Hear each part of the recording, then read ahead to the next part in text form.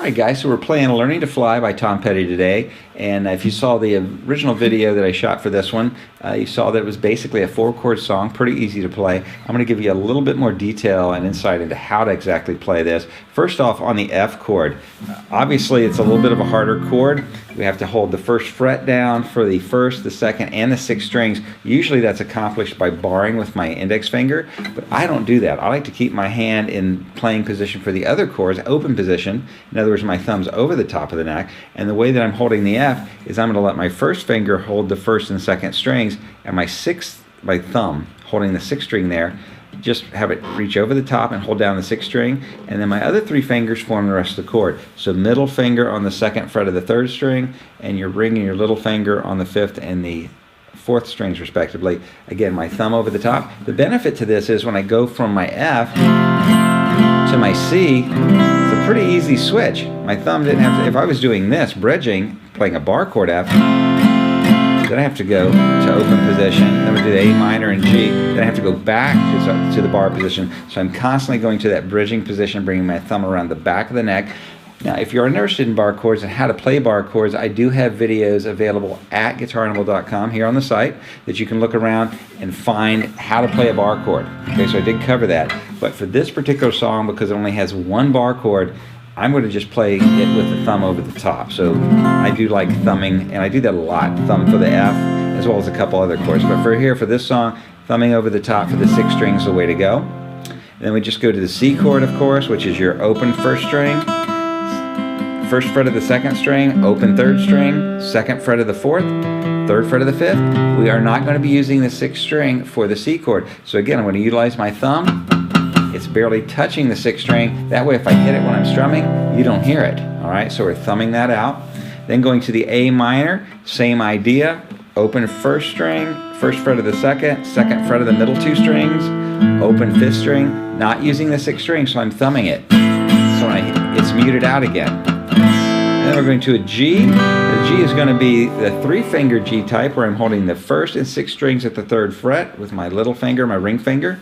Middle finger is going to be holding the 2nd fret of the 5th string. The reason I hold it this way is that there's an additional chord that Tom's playing here. It's called a G add 11, and that's adding the 1st fret of the 2nd string on and off like this. That's adding a C note, and we were going to call that an 11 because it gets into the structure of the chord. Normally, if we were just adding the C, we could call it, well, it's G, A, B, C, so it'd be a 4. But we're not going to call it a 4 here because we have the 3rd in the chord. So that's kind of going off in the weeds on that. Basically, it's just called a G add 11. When you're holding the 3 fingers in your basic G, and you add the 1st fret of the 2nd string, you end up with a G add 11 chord, and it adds something to the song. So I'm going to play that first section without the G add 11, and then with the G add 11, and I think you'll hear the difference.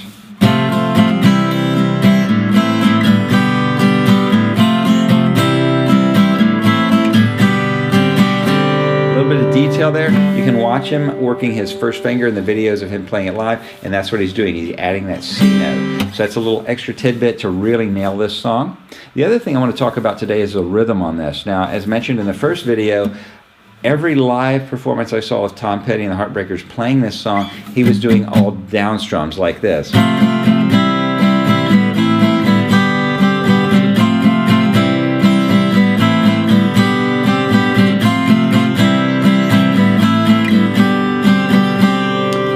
In the original video that was dropped when the song was released, you'll see everybody strumming back and forth in the band, and that's because you're not really hearing them play it in that video. They're sitting on airplanes, they're out in the middle of the desert, they're not really plugged into amps or anything, so they're listening to a boombox playing off in the distance, and they're just strumming along with it.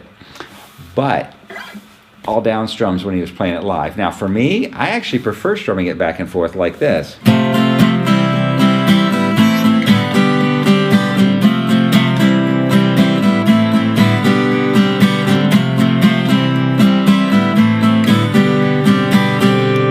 It's just a little bit easier to emulate that rhythm when you are strumming back and forth, but if you want to be a stickler and play it exactly like Tom Petty was playing it, all down strums is the way to go, and that's what's reflected in the tablature sheet. So hopefully you have your tablature sheet in front of you. You can see all those little staple shapes underneath the chords, and that's indicating all down strums.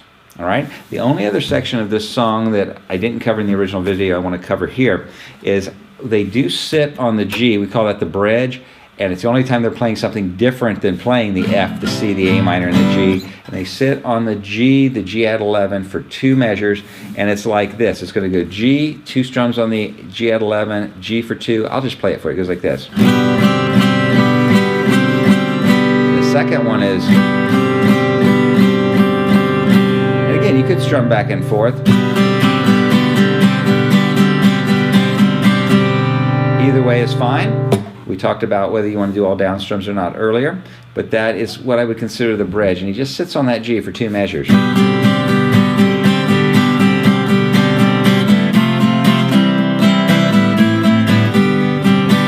then back into the regular rhythm of the song.